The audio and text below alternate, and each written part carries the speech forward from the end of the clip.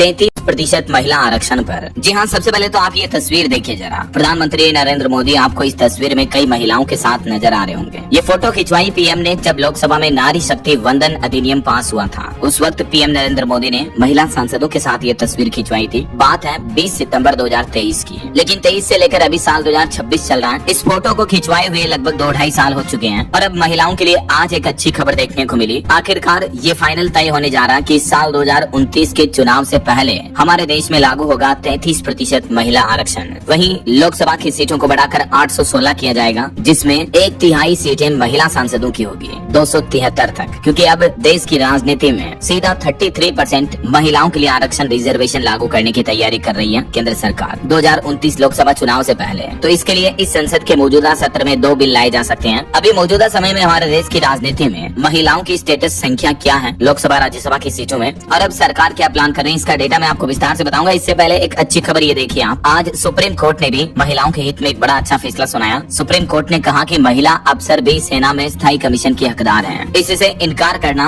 भेदभाव था। जिनकी सर्विस खत्म हुई उन्हें भी अब पेंशन मिलेगी सुप्रीम कोर्ट के इस फैसले के बाद। आर्मी, नेवी और एयरफोर्स की महिला शॉर्ट सर्विस कमीशन SSC अफसर जिन्हें परमानेंट कमीशन नहीं मिला था, तो अब उन्हें भी पूरी पेंशन मिलेगी। सुप्रीम कोर्ट ने आज मंगलवार को ये ऐतिहासिक फैसला सुनाया। कोर्ट ने कहा कि महिला अफसरों को स्थायी कमीशन न देना उनकी योग्यता की कमी नहीं है, बल्कि ये व्यवस्था में मौजूद भेदभाव का नतीजा था। तो आज सुप्रीम कोर्ट के जो चीफ जस्टिस हैं सूर्यकांत, उनके साथ कुछ अन्य जजों के बेंच ने महिलाओं के हित में यह महत्वपूर्ण फैसला सुनाया और सुप्रीम कोर्ट ने इन महिला कर्मचारियों को 3 बड़ी राहत दी है। देख सकते हैं आप तीनों पॉइंट्स में। अब कुल मिलाकर पुरुषों के बराबर महिलाओं की जो ये रेजिमेंट है सेना, आर्मी वगैरह में, आर्मी, नेवी, एयरफोर्स सभी तरह की सैन्य भर्तियों में SSC महिला अफसरों को महत्वपूर्ण पदों पर काम करने के बराबर पहले मौके नहीं मिलते थे। इसका असर उनकी मेरिट पर पड़ा और वे अपने पुरुष साथियों की तुलना में पीछे रह गई। ये भी CGI सूर्यकांत ने कहा। तो अब महिलाओं को भी पुरुषों के बराबर हक दिए जाएंगे, पेंशन, एरियर वगैरह, भत्ते, सब कुछ लाभ बेनिफिट मिलेंगे, ऐसा है ना। तो एक तो अच्छी खुशखबरी ये सुप्रीम कोर्ट ने सुनाई, और दूसरी बड़ी खुशखबरी केंद्र सरकार की तरफ से आ रही है कि 2029 चुनाव से पहले 33% महिला आरक्षण लागू हो जाएगा। अब सरकार लोकसभा सीटों को तो बढ़ाने जा रही है। अभी मौजूदा समय में देखिए आप, हमारे देश के लोकसभा में कुल 75 महिला सांसद ही हैं। अलग अलग राज्यों में कितनी महिला सांसद है देख सकते हैं। केवल पश्चिम बंगाल में 11 और यूपी, महाराष्ट्र में 7-7 है। बाकी के राज्यों में तो मध्य प्रदेश में 6, बाकी में 5 से भी कम है, और कई राज्यों में तो 1-1 महिला सांसद है लोकसभा में। देखिए आप, महिलाओं की राजनीति में भूमिका अभी भी हमारे देश में कितनी कम है, जबकि भारत में तो महिला सशक्तिकरण को बढ़ावा देने के लिए वैसे भी कई सारे अभियान, योजनाएं चलाई जाती हैं, राइट। देश के दोनों सदनों में महिलाओं की कुल मौजूदगी की बात करें तो लोकसभा में मौजूदा कुल सदस्य 541 हैं, जिसमें महिला सदस्य 74 है, यानी लगभग 13-14% कुल सदस्यों में महिलाओं की भागीदारी है। और ऐसे ही राज्यसभा में देखा जाए तो राज्यसभा में मौजूदा कुल सदस्य 242 है, जिसमें से महिला सदस्य 41 है। टोटल इनकी भागीदारी लगभग 16-17% हो गई। तो इसी भागीदारी को बढ़ावा देने के लिए, राजनीति में महिलाओं की भूमिका को ज्यादा सक्रिय करने के लिए अब केंद्र सरकार ये नया प्लान कर रही है। महिला आरक्षण लागू करने की मौजूदा शर्त में बदलाव किया जाएगा। इससे लोकसभा में सदस्यों की संख्या जो 543 है उसको बढ़ाकर 816 किया जा सकता है। तो फिर 1/3 महिला आरक्षण के बाद महिला सांसदों के लिए आरक्षित सीटें जो 273 हो जाएंगी। ऐसा ये तस्वीर देखिए आप, हमारे कानून मंत्री अर्जुन मेघवाल की है